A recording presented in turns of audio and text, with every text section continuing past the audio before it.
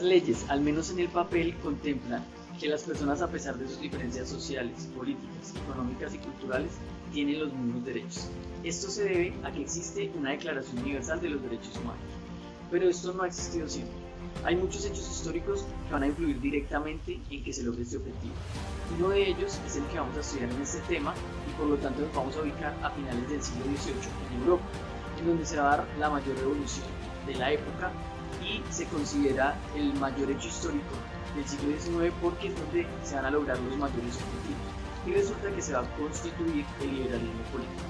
Antes de esto, antes de esta época, existía en Francia un sistema político que se conoce como el Antiguo Régimen. Este régimen estaba conformado por tres grandes estamentos o estados.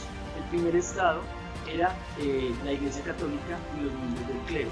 El segundo era la nobleza, representada por la monarquía. Y el tercer estado, que estaba conformado por la burguesía y los campesinos, eran los más perjudicados porque eran los únicos que pagaban impuestos y le pagaban tanto a la iglesia como a la monarquía. Resulta que estas y muchas otras cosas van a derivar en un proceso revolucionario que va a tener eco hasta la actualidad. Muchos de los derechos que tenemos hoy en día nacieron allí, por eso estudiamos este hecho histórico.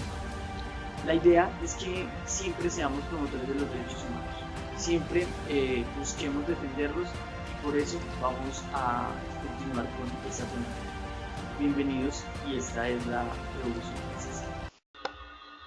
La Revolución Francesa va a ser el hecho más significativo de Europa en el siglo XVIII, ya que va a acabar el absolutismo del antiguo régimen y va a dar paso al liberalismo político y el ascenso del poder de la burguesía. Además, esta revolución va a crear un eco a nivel mundial. Vamos a estudiar este hecho a partir de tres elementos. Primero, las causas, que son de tipo económico, social y político, las diferentes fases de la revolución y las consecuencias que va a traer esta revolución para la humanidad. Causas de la Revolución Francesa. Como lo trabajamos en el video anterior de Academia Play, encontramos que las causas de tipo económico tienen que ver con la mala administración, con los altos gastos militares, ya que en este momento histórico Francia se encuentra en guerra con Inglaterra y la guerra requiere muchos recursos, lo que va a generar una subida de los impuestos para el tercer estado, que son los campesinos y la burguesía. Adicional a esto tenemos las malas cosechas y todo esto va a generar un inconformismo en el pueblo, lo que va a empezar a desarrollar estos procesos revolucionarios. Otra causa importante que tiene que ver con la parte ideológica es la Ilustración, que tiene que ver con los representantes de la filosofía en la época, que van a dar importantes aportes al desarrollo de esta revolución. Acá tenemos que tener en cuenta algo que ya habíamos hablado, y que es que todas las personas no tenían acceso a los libros que escribían los ilustrados, ya que eran de un alto costo, como lo vimos en las clases. Robert Darnton, que era un autor estadounidense que estudió este proceso de la Revolución Francesa, encontró que los bestsellers o los textos más leídos por los franceses en la época eran aquellos que tenían que ver con los chismes en cuanto a la política, en cuanto a la sexualidad de algunas personas de la alta sociedad. Entonces esto tuvo que ver mucho en que la gente ya dejara creer y dejara de ver al rey como una figura enviada por Dios, sino que ya empezaron a verlo como una persona normal.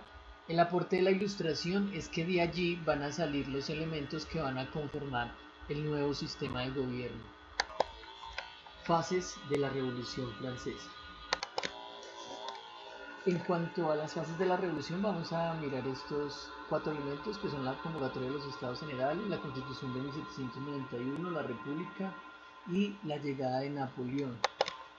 En cuanto a la convocatoria de los Estados Generales, vamos a hablar de un parlamento medieval que se conformó hace años en Europa, en Francia, pero que va a ser necesario que funcione para esta época para establecer varios elementos. Resulta que debido a algunas decisiones que se toman allí En cuanto a la votación, el tercer estado se va a retirar y va a conformar una asamblea nacional que va a ser determinante en todas las decisiones que va a tomar de aquí para adelante. Por lo que en la siguiente fase va a tener un papel muy importante.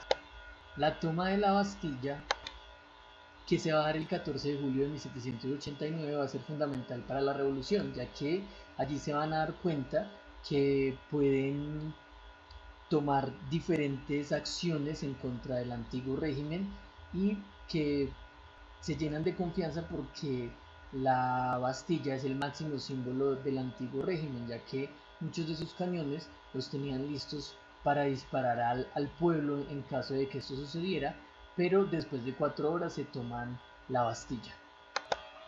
En cuanto a la segunda etapa, ya se le va a quitar muchísimo poder al rey, ya que se va a crear a través de una constitución política una monarquía constitucional. También dentro de esa constitución se van a establecer los derechos fundamentales, los cuales ya antes la Asamblea Nacional los había establecido, específicamente el 26 de agosto de 1789. Dentro de esta fase van a haber dos elementos muy importantes, que es el 21 de junio de 1791, cuando el rey trata de huir a Austria para formar un ejército y luchar contra la revolución, pero es apresado antes de salir de Francia. Y acá en la constitución que mencionamos de 1791 se conforma una nueva constitución, esa nueva constitución que va a establecer la monarquía constitucional, en la que se le quitan poderes al rey, ya que el poder legislativo va a estar ejercido por una asamblea que se va a elegir por el pueblo. Ahora reina en la revolución los principios de libertad, igualdad y fraternidad. En cuanto a la fase de la república, acá se va a proclamar la primera república el 20 de septiembre de 1792, en donde ya se proclama la república, y en 1793, el 21 de enero, es ejecutado el rey Luis XVI en la Plaza de la Revolución en París. Todo esto fomentado ya desde Maximilien de Robespierre, que aparece en escena, y se va a dar la época del terror. Esto se hace por medio de un elemento que va a surgir en la revolución, que va a ser la guillotina, en la cual se van a ejecutar entre 35.000 a 40.000 personas durante esta época que estamos señalando. Eso va a surgir después del golpe de estado de los jacobinos a los girondinos, y va a terminar con que Robespierre, Maximilien de Robespierre, va a empezar a asesinar inclusive a personas que hacen parte de la revolución pero que no están de acuerdo con las nuevas medidas. Van a ser medidas tan extremas que se va a cambiar los nombres de los meses, se va a eliminar el domingo, que tiene una connotación religiosa. Robespierre terminó creando una situación más grave que la que originó la misma revolución, ya que terminaron asesinando a muchas personas que inclusive hacían parte de la revolución, más exactamente a los girondinos, que no eran tan radicales como los jacobinos, y termina aprobándose el 10 de junio de 1794 la ley que da inicio al Gran Terror, que es cuando se empieza a ejecutar a estos personajes que también hacen parte de la revolución pero no son tan radicales como los jacobinos. Pero finalmente el 27 de julio de ese mismo año, Robespierre es arrestado y también es aguillotinado, y con esto se da el fin de la época del terror. Al siguiente año se va a conformar el Directorio, que es donde se fija la constitución del año 3, y se da por terminada la Convención Nacional que se dio durante la Revolución. Acá llega la época de Napoleón, que es cuando le da el golpe de estado al Directorio.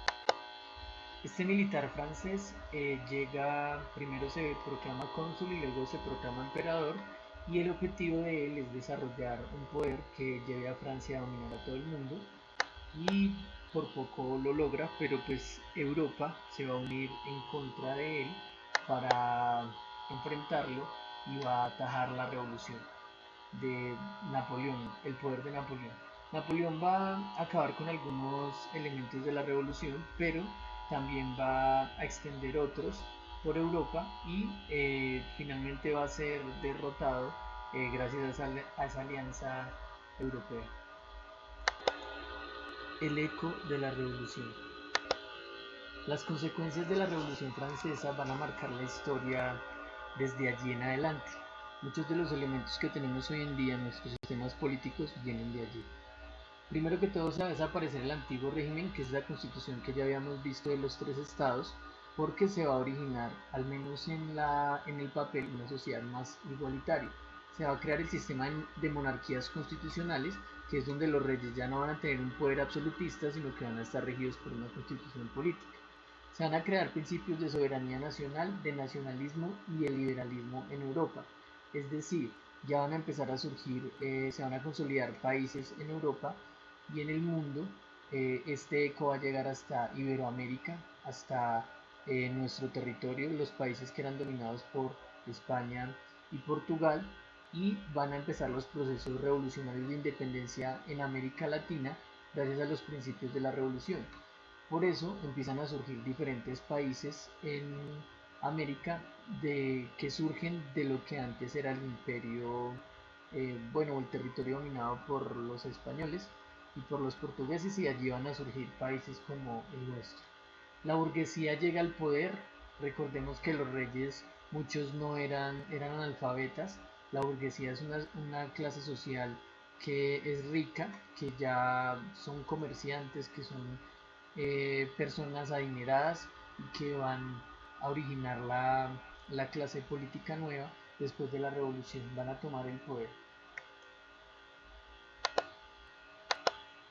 Los países van a empezar a estar regidos por una constitución, por un libro que eh, impone unas leyes, impone unos derechos que tratan de que las personas sean iguales, y el liberalismo político, que consiste en las libertades y los derechos individuales. Bueno, esto es todo por este video, espero pues que les sirva de mucho.